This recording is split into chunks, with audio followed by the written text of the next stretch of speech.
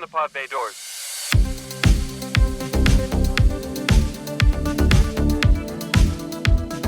Greetings and welcome to another exciting episode of the Cinematic Traveler Podcast. I am your intrepid movie-exploring host, Chris, and on this episode, I am going to be bringing you a review for a much-demanded werewolf movie here in the middle of Christmas holiday movie season.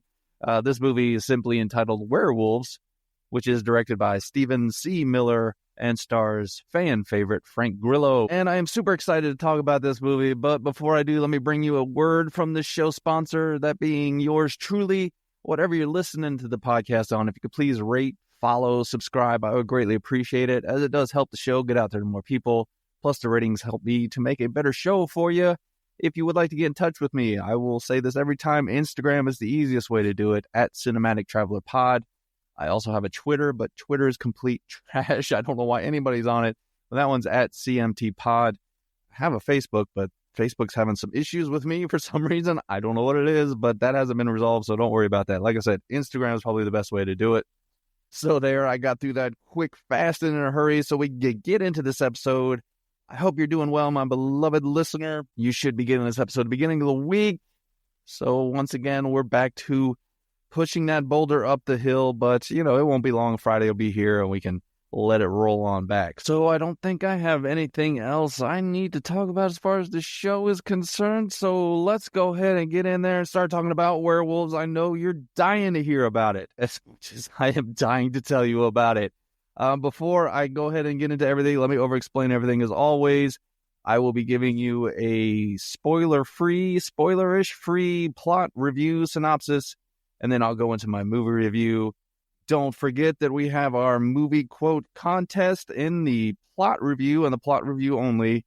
I will have hidden 2 movie quotes from different movies that should be sort of similar or related to this type of movie. And if you could tell me what quote those movies are from, just Instagram me, and you will get a point. At the end of the month, I add up all the points. Whoever wins gets to pick a movie for me to do next month, whatever movie you want. I just had a winner on our last episode that wanted me to do that thing you do. So see, all genres are welcome. So there, I think I've explained that enough. Let's go ahead and get on into this movie. And we'll say it one more time. The title of the movie is Werewolves, directed by Stephen C. Miller. I looked at his IMDb. I didn't see anything before this that I had seen of his, so this is my first foray into his filmography, as it were. So we open the movie a year after a supermoon, which, if you'll allow me to mansplain, is a full moon that is closest to the Earth, but this supermoon has triggered something in everyone's DNA, which turns everyone in the world into werewolves. So there's some chaos and all this stuff. So here we are a year later, and the supermoon is fast approaching. Well, the government has issued a curfew, much like a Purge movie, so everyone is getting ready for the approaching supermoon and the werewolf mayhem that will ensue. One of those being Wesley, played by Frank Grillo. Now, he is fortifying his dead brother's house for his sister-in-law and his young niece. His dead brother, I think he died the year before in the first incident with all these werewolves. But anyway, so he's setting up all these booby traps. So Wesley, he's not just a Kevin McAllister-level booby trap maker. He is also a scientist in charge of making a quote-unquote moon screen to block the moon's rays and keep people from going full-on lycanthrope. Wesley and his team have recruited some test subjects to see if this concoction works, and every protocol has been taken to keep these test subjects locked away because they are werewolves, not swearwolves.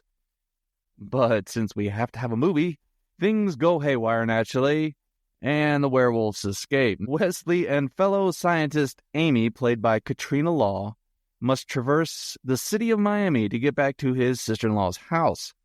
Not only do they have to avoid these savage werewolves, but they must deal with creatures that are much more terrifying than any movie monster that can be created, those, of course, being other people. Now, these armed nuts tell Wesley he'll never survive, but I'm sure Wesley tells himself, I will not be threatened by a walking meatloaf, and goes into full-on action man ass-kicking mode taking on men and werewolves with extreme prejudice.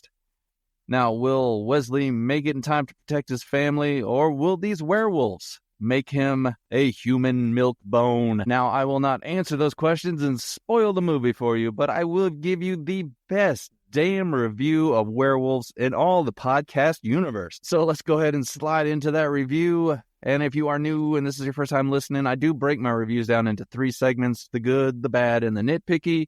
The good is the stuff I like about the movie. The bad is obviously stuff that I don't. And the nitpicky, it's stuff that's neither good nor bad, just little things they put in movies that make me laugh, maybe Hollywoodisms or just weird things I pick up on because I have a weird brain and I want to make you laugh. Because if there's one thing I like to do, that is to make you laugh. And hopefully I am succeeding with this podcast. So let's go into the good first. And much like the last several movies, this probably won't take long. I think the first and most obvious thing that I think a lot of horror fans or horror movie critics are going to like, and that is these are prosthetic werewolves, realistic werewolves. They're not CGI. There is some CGI in the transformation and a few scenes here and there. But for most part, the werewolves, when they're up walking around and attacking people, they're basically men in suits. But it's really well done. They've got some cool facial features that they do where they're sniffing around and growling and, it exposes their teeth and all that. And these are big, giant creatures. I think they're about 7, 8, 9 feet tall. And it's really cool to see the realism there where people are actually interacting with someone on set instead of having like a CGI thing.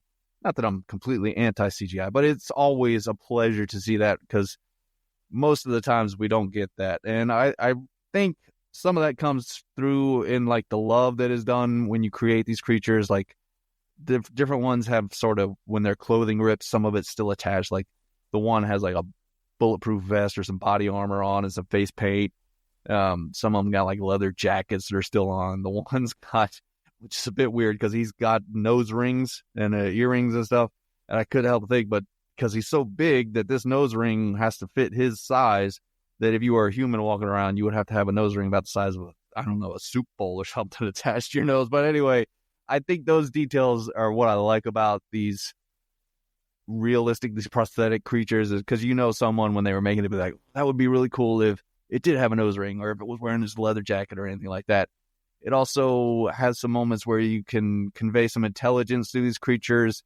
There's a point where it's pretty smart where one of the creatures is testing an electric fence in a very unique way, but you can sense that there's more behind these creatures than just savage animals that are attacking people. They can figure things out, as it were. So I think that was really well done. I do like the premise. Again, this is probably something I don't really watch a lot of reviews. In fact, I haven't watched any on this movie before I do my reviews, but it's hard not to when you're just scrolling through the internet or whatever.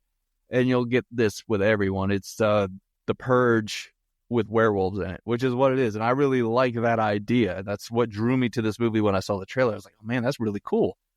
Think about it. What would happen if you were trapped in this world where all of a sudden everybody's a werewolf and you got to get from point A to point B?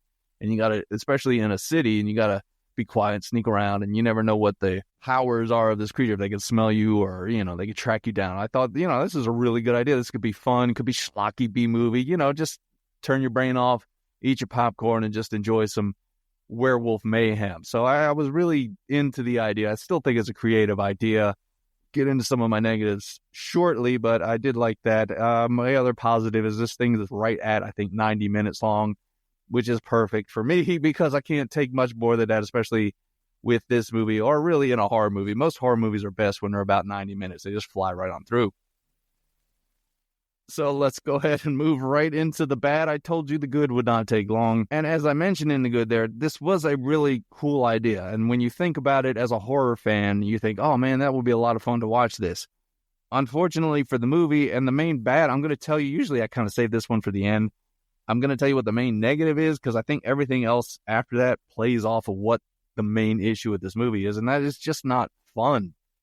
It's really kind of bland. I don't know what else to say about it. You think that there's going to be all of this carnage and mayhem, and instead it's kind of really boring at certain points because we're just sort of doing that purge thing where we're just sneaking through the city. And I know that's the point of the movie, but the werewolves aren't really done well enough to where it's like you feel that threat from them. It just feels like the heroes always know how to manage to get by. It's like the werewolves will attack someone to kill them real quick, when we need to see some gore or whatever. But when it comes to our heroes, they're always like slow when they approach. You know what I mean? There's not that same level of tact between a gratuitous kill to please the horror fan in me and what's going to happen to the hero. So you sit there and go, okay, so the werewolf's going to take an extra 5 steps to come near the hero because we don't want to kill the hero. Plot armor, as it were. And I mentioned it just should have been this schlocky B movie. That's what I was expecting going in. I was like, oh, I'll just take it. Doesn't have to have some major plot. And this does not. It doesn't have some contrived plot. There's a few things here and there that you got to accept for this world to work. But ultimately, it's just Frank Grillo, Wesley, getting from where he was at to his sister-in-law's house to protect them. That's fine with me. I can live with that if you just have fun with it and let me have some schlock. Have these werewolves tearing people up and, body parts flying everywhere, and maybe Frank Grillo just playing full-on action hero with some great one-liners. This one really doesn't have those kind of one-liners. It's not even fun in that regard. They try to create some, but at the end of the movie, you're just like, oh, this is lame. There's like one point where he's driving through his car, hitting werewolves, and the only line he says each time is, motherfucker. And then they cut to him hitting another werewolf, and it cuts back to him in the car, motherfucker. I'm like, well, you all couldn't think of something clever for him to say here or something? I think what the movie really needed, because I said it's him and, what's her name, Amy, that was with him, and they're traversing this. I think this movie needed to either be set the first night this happened, so you have sort of, I don't want to say the fish out of water element, but you have this, like, what the fuck is going on with these characters? You know what I mean? They're like, what the hell is this? What is that? Like in Aliens, we know what's going to happen in Aliens, but the soldiers don't. So they're like, what the fuck? So I think we needed that, either that or you needed a character, like I said, that Amy character, where maybe this is all new to her and she doesn't understand what's going on or something, to where she's really the audience. So Frank Grillo could be like explaining things as it goes along, but she could have those reactions that we're thinking, like, what the fuck? Where did that come from? Why is that? You know what I mean? And this movie needed something like that, some humor or something in it to kind of, a wink at the camera. Let me know that, yeah, we know this is a stupid werewolf movie. We're having fun here, so come along for the ride. And I would have been full on into it, because it really slides into what all of these other negatives or the bad things in this movie that I'm going to say, they all just lead back to this one thing. Like Frank Grillo. I like Frank Grillo. I think he's a fun actor. If you're a fan of his, you know what you're going to get from him in these movies. He's been in one of my favorite movies that I found on the internet. I think it was on Hulu, but it's Boss Level. What he was in that movie is what he should have been in this movie. In that movie, he's having a lot of fun with this out-of-the-world concept.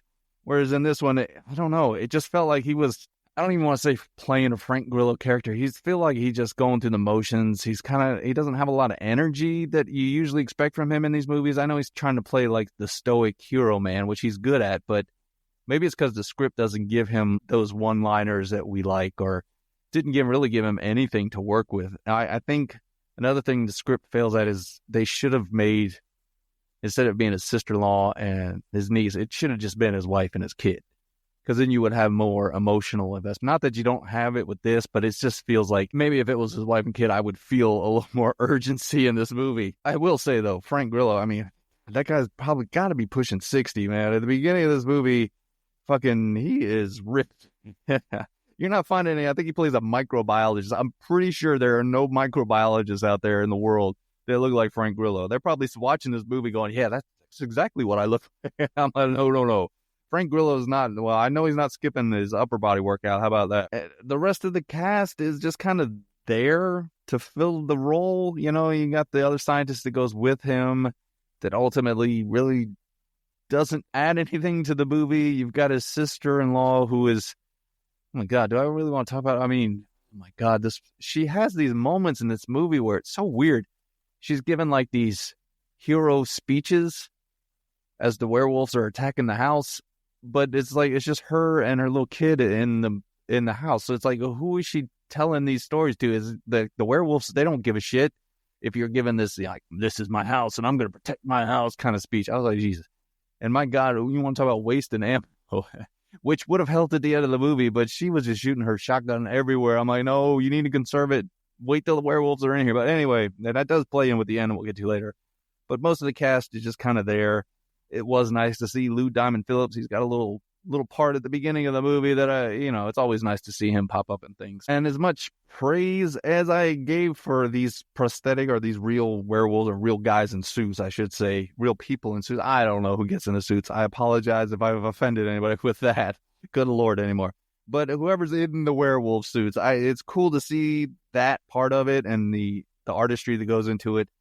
But at the same time, and I don't really think it's fair to criticize this movie for this, but I'm going to because it's my podcast and I'm going to. But I feel like there's some instances where maybe CGI would have worked a little better because it gets to where they can only do certain things.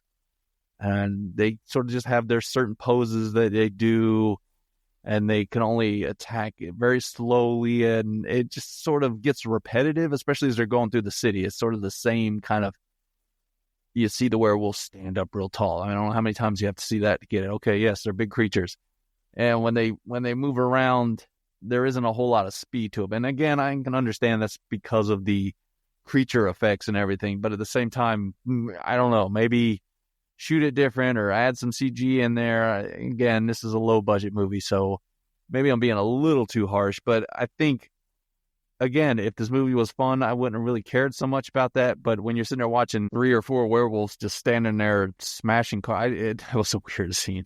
They're just standing in this alley smashing cars. Why are they doing that? Why are they just smashing cars? Shouldn't they be trying to track people down? No, they're just hitting roofs on cars. And then there's some fights between werewolves where it's like you got this build up, but then it happens and it's like, oh, that's all we got. And I think, again, that falls to the limitations of these prosthetic suits, these creature effects that, I don't know, maybe they could have done a little something more. Again, I hate to be a dick about the movie because, like I said, it's great to see that realism in the werewolves. But, you got a movie like American Werewolf in London, how classic that movie is. And the way they shoot that werewolf is smart. They quick cut it. They move around. It's more of, a lot of times it's more of just him being in the scene, like Jaws. Like you don't see him, but he's there. So you have that fear of that and you create it in your own mind, where I think this movie could have done it since it didn't want to go full-on schlock. If it would have went full-on schlock, I wouldn't even be having this conversation. Also, I think, God, it felt like there was stuff maybe cut out in this movie. I don't know. I'd have to research it, but there's some moments in the movie, like some pacing things where they're very early on, they're in the laboratory and they have to get out. And Frank Grillo is like, oh, I got to get to my sister-in-law's house. And then next thing you know, they're in a car driving down the road, which, okay, that saves time, but at least maybe show them running to a parking garage or something. There's a couple moments like that. There's something else, and I can't remember what it was, where it happens, where it's like something's going to happen, and then boom, it's happening. You're like, oh, I needed a little bit of connective tissue right there so I can let my brain know what's going on, because I'm not a very smart person, in case you couldn't tell. Also, there's this moment where they have to go into this like underground tunnel situation, and there's this group of people there, and they're dressed all weird, and they're kind of, Frank Grillo is like, oh, I know who these people are, and it's like really suspicious, and you're supposed to be on edge, I guess, from these people and thinking they're going to hurt our heroes, but then it just never really, nothing happens with them. So I don't know if maybe there was a scene or there was some kind of explanation of these people that gave me more of a threat of them or something. It just, again, there are moments in this movie I think, man, did that get cut out, or is this just is what it is at this point? And I think the last negative I can give this movie is the end makes absolutely no sense. I don't want to spoil things, but I mean, you kind of know where this movie's going, right? The hero's going to get there in time and all that, but there's like 15 minutes left before the sun comes up, and they start making some decisions where I'm like, it's only 15 minutes. If you just find another way to avoid things, you'll be fine. Also, I talked about his sister-in-law shooting the ammo. There's one round that she finds where it's like, oh, if you'd have found that 5 minutes earlier, this whole ending would have been completely different. So I didn't really like the way it happened. I don't think the character would have done what they did. A lot of it didn't make sense. I mean, I guess it does in a way, because, again, I don't want to spoil anything, so I'm kind of being vague. I will say I guess I get it emotionally, but at the same time, logically, I don't think these characters would have done it, or it wasn't set up in a way where I'm like, okay, this has to be the way it ends. So sliding into the nitpicky, and I know I'm flying through this review, maybe I'm going too fast, I apologize. There's just not a lot of positive I want to talk about in this movie, and then the negative just gets a bit repetitive after a while. Besides that, there was so much I could have said that we'd be here for hours. But anyway, again, the nitpicky, there's things that are neither good nor bad, just little Hollywoodisms, or like I said, in this movie, just things that I picked up on that made me laugh. The first thing is very early on in the movie, they show Wesley setting up all the security for his sister-in-law's house. And I would not make it in this world. I would die pretty quickly because, I mean, the equipment that he said, he's got like a generator and all these cameras set up and this whole room full of screens where they can watch what's going on and booby traps everywhere. And I'm thinking the cost of doing this would have been more than I could afford. The werewolves would have had me in about 5 minutes. I'd have like a shelf blocking my front door. Don't come in. Maybe I put the vacuum in front and plug up the vacuum and turn it on and keep them away. My next little nitpicky here is this one. I did laugh a little bit in the movie theater about this one. There's a moment, and I had to kind of do a double take. I was like, is that what I think it is? Where the sister-in-law, she's in her kitchen in her house. She's kind of taking a moment to catch her breath and all that. And on the table, there are these giant cans of food. Like, I don't know if everybody has it everywhere in the world, but like a Costco or Sam's Club, you know, the big gallon-sized can of tomatoes, or, you know, a keg full of mayonnaise that you can get from those stores. Well, she got these big giant cans of food on her table, and I'm just sitting there going, this only lasts one night. Why have so much of this food on our table? This is going to be a waste. And I know we're Americans, we waste food, but this is ridiculous. Be sensible when you're prepping for werewolf night. You only need a regular can of vegetables or soup. That will help you survive through the night. You don't need to spend more. You're already spending too much on all of the security system you're putting in your house. And speaking of cost, I'm really a cost-effective person on this episode. Now, this one I do see in a bunch of movies, like superhero movies especially, but in this movie, I did mention these werewolves are smashing on people's cars. And I always think when I watch these movies, how much someone's car insurance is supposed to be if they live in these types of cities. Like if you lived in Metropolis, you know, Superman is prone to picking up a car and throwing it at guys. That's got to be in your car insurance. It probably jacks it up to twice what the normal price would be. Like this, they probably have a werewolf clause. Hey, pun intended. Actually, if I know insurance companies, they probably don't. And then when a werewolf smashes your car, they're just like, well, that's just an act of nature. That's not on us. So your premiums are going to go up, but you're not going to get a new car. Sorry. Fucking insurance. It's a scam. All insurance is a scam in this country, and I hate it. But that's a whole different topic for a whole different type of podcast. But at any rate, in case you couldn't tell, I am disappointed to not be able to recommend this movie. Again, when I saw the trailer, I thought, okay, this is going to be fun. It's The Purge with werewolves in it. This is good, schlocky B-movie fun. Frank Grillo, he's a fun actor in these types of movies. I'm like, I'm in. You got my money. I got my popcorn. I got my soda. I'm ready. Let's just have a bunch of gore and werewolf mayhem and Frank Grillo just, you know, tossing out one-liners and shooting the hell out of everything. If you'd have done that for 90 minutes, I'd be praising this movie.